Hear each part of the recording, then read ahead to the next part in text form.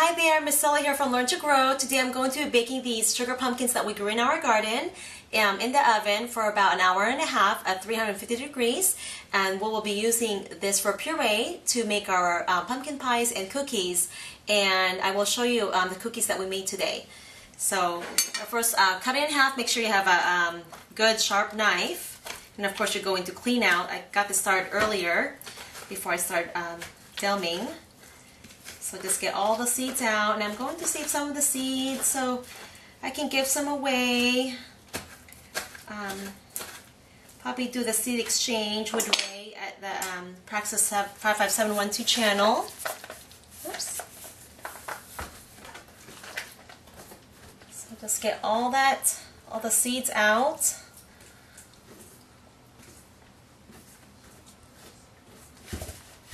So after we bake this, I'll be pureeing it in the blender. So you bake it until it's soft, and when you poke a fork through the skin. So and that should be done. So for about a 10-11 pound pumpkin, normally just takes me about an hour and a half, and it should be done by then. Oops, seeds. I'm just saving the seeds here. I'm just going to let them dry on a newspaper. And I'll go ahead and take the seeds in the craft room, grow room downstairs. So, and make sure you have a pan. It's not so flat, so kind of like Pyrex here. I can fit them both in there. That way, when the pumpkin juices come out, it doesn't leak throughout the oven like it did to me yesterday. I used the cookie sheet and I wasn't thinking about it, but that's okay. So just like this, so just place this in the oven for about an hour and a half, depending on the size of the pumpkins that you're baking.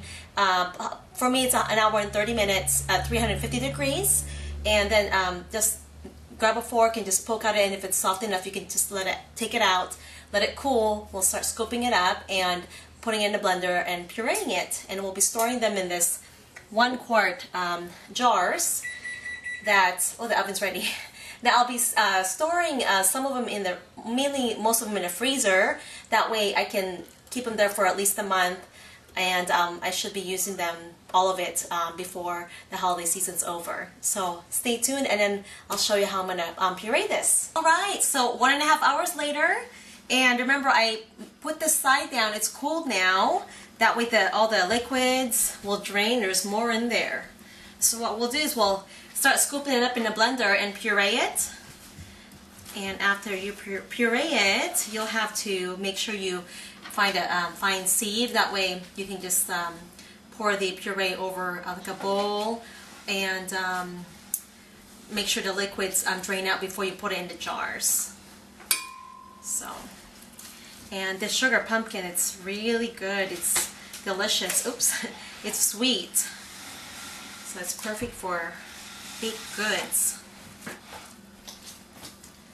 So it's gonna be pretty loud. I don't really want to turn the blender here, but you'll see how loud hear how loud it is.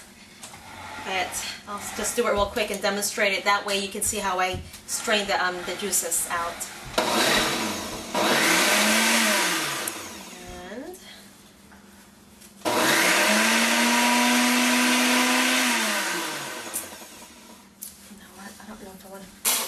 Oh, hi, Nikki.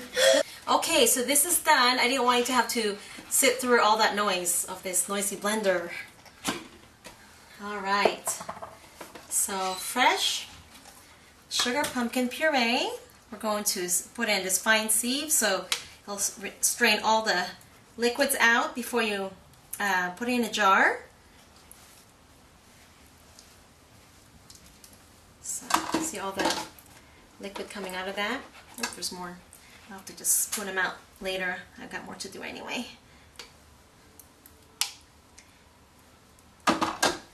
Alright, oops. Alright, so I yielded about, let's see, I believe about 2.5 of these jars for about 11 pound pumpkins. And there's 4 cups in a jar, I believe. It's 1 quart is 4 cups, right? and I will be storing them in the freezer for the next few weeks, but it'll be gone within probably the next month, right before Christmas. So I'll be making more cookies and pumpkin pie. So this smells really good. It's so much better than the canned pumpkins. So if you can do this yourself at home, you know, I don't think I'd ever want to buy canned pumpkins again. And this would also make excellent baby food, right?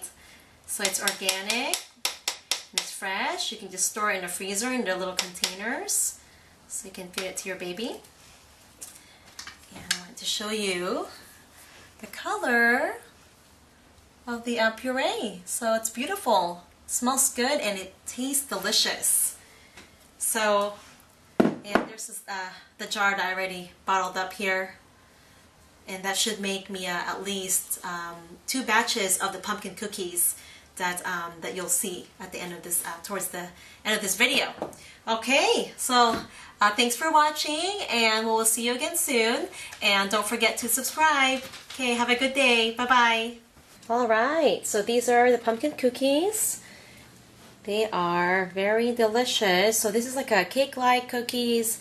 The only thing I did different was I sprinkled some raw sugar on top, and I added nutmeg on top of the cinnamon, so it's more tasty. So we're just gonna let them cool for about 10 minutes, and they should be ready to go or to be eaten. And they usually don't last long. This is my second batch. Made some last night for my family, and yeah, they just disappeared. So you can store them in an airtight container. You can put them in a fridge, or just leave it out for probably 3 to 4 days. Probably last longer in the refrigerator. But yep, they're pretty delicious, and it's always better to use fresh sugar pumpkins that you puree yourself rather than the canned ones. So this is a much better recipe with fresh pumpkins that I've ever made, and I hope that you enjoy it too.